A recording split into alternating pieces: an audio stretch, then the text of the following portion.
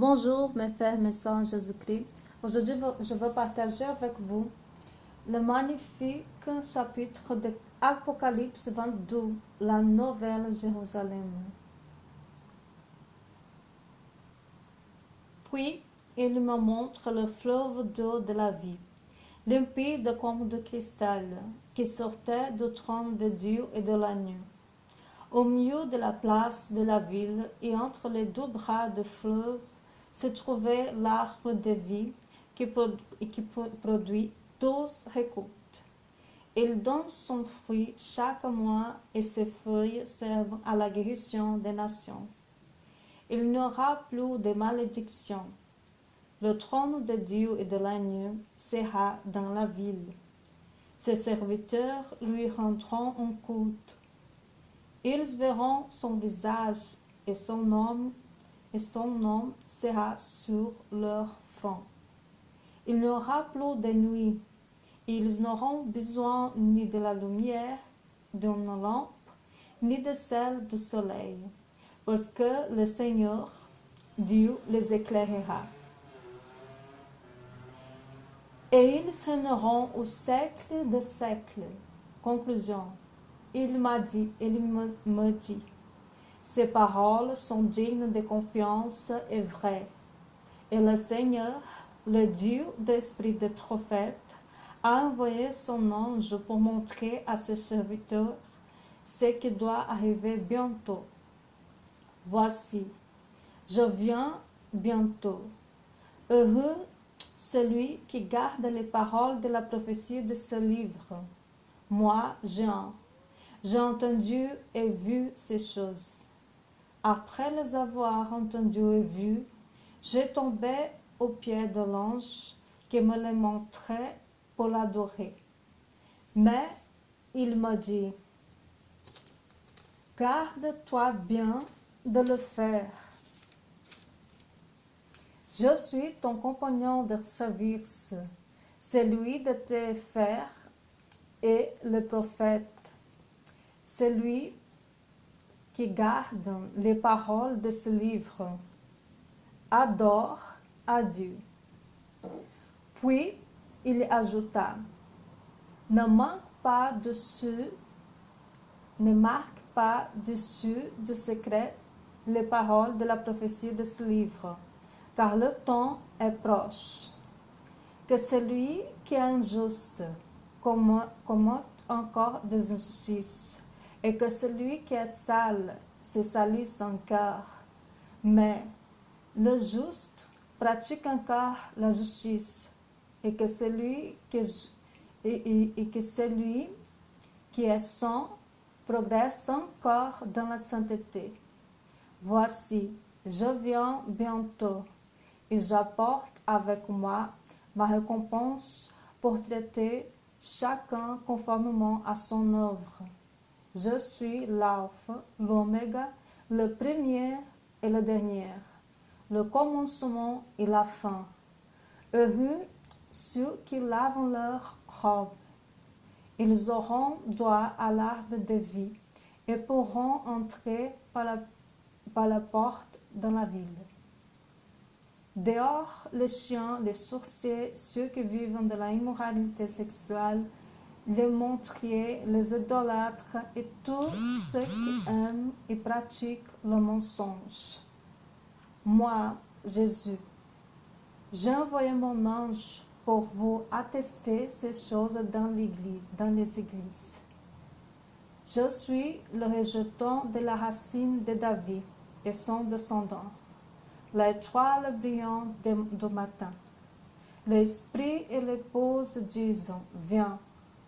Que celui qui entend dise, viens. Que celui qui a soif vienne.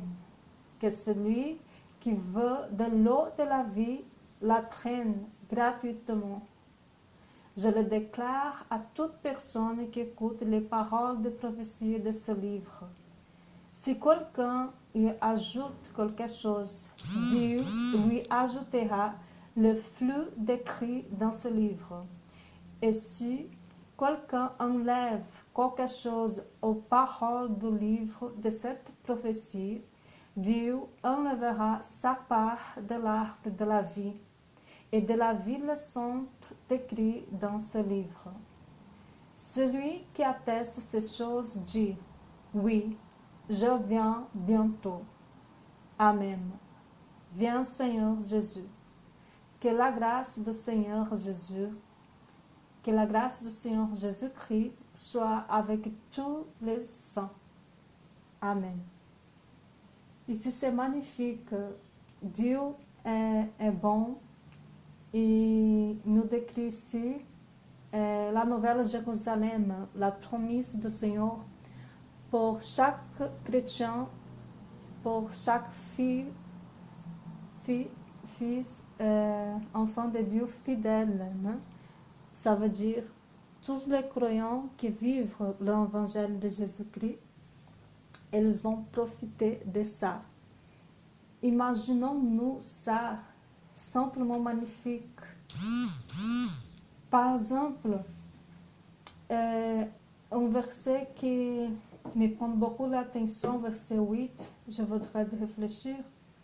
Moi, j'ai entendu et vu ces choses. Après les avoir entendues et vues, je tombais aux pieds de l'ange qui me les montrait pour l'adorer. Mais il me dit, garde-toi bien de le faire. Je suis ton compagnon de service, celui de te faire les prophètes et de ceux qui gardent les paroles de ce livre. Adore Dieu.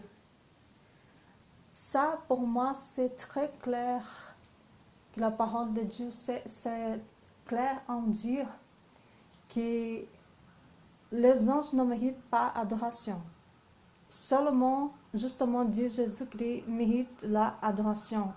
Jean, elle était tellement admirée et émue de recevoir cette vision de Dieu qu'elle était émue. L'ange lui montrait et tout simplement, quand elle est tombée sur le pied des anges pour l'adorer, l'ange, elle était claire. Elle a dit qu'elle ne peut pas faire ça. Elle a répondu, garde-toi bien de le faire. Je suis ton compagnon de service, celui de tes frères et prophètes et de ceux qui gardent les paroles de ce livre. Adore Dieu. Alors ici, c'est tellement clair qu'on ne peut pas, personne ne peut, d'accord l'évangile de Christ, personne ne peut tomber le pied sur ange et sur quelque autre chose. D'accord avec la parole de Dieu, avec l'évangile. Et c'est tellement magnifique de se souvenir de cette promesse magnifique. Imagine cette nouvelle Jérusalem, un endroit où il n'y aura plus de pleurs, de souffrances, d'injustice. La lumière du Seigneur sera partout. De soleil, on a besoin plus. Le verset aussi, c'est tellement fort. Le trône, le verset 3. Il n'y aura plus de malédiction. Le trône de Dieu de la nuit sera dans la ville. Ses serviteurs lui rendront culte. Ils verront son visage. Imaginez quel privilège voir le visage du Seigneur. Nous, en tant qu'êtres humains, on ne peut pas voir le visage de Dieu parce qu'on est des êtres humains, mais dans le retour de Jésus, quand Jésus va venir, quand c'est leur choisi, leurs chrétiens choisis, leurs croyants choisis, nous aurons le corps, l'esprit transformé. Et comme ça, on pourra voir le visage de Dieu. Ça, c'est une promesse magnifique. Il n'y aura plus de nuit. Ils n'auront besoin ni de la lumière de nos lampes, ni de celle du soleil, parce que le Seigneur Dieu les éclairera. Et ils régneront au siècle des siècles. Alors, imaginons-nous ça.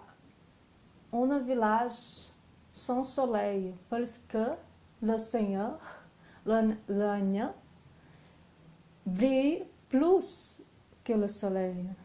Alors, parce que ça, tout sera éclairé par Dieu, par Jésus-Christ. Ça, c'est tellement magnifique, cette promesse. On ne doit pas s'oublier de ça. Parce que ça, c'est intéressant, continuer en Dieu, en Jésus, persister, persévérer dans l'évangile, le vrai évangile de Jésus-Christ. Merci beaucoup, au revoir. J'espère que vous avez aimé ce partage.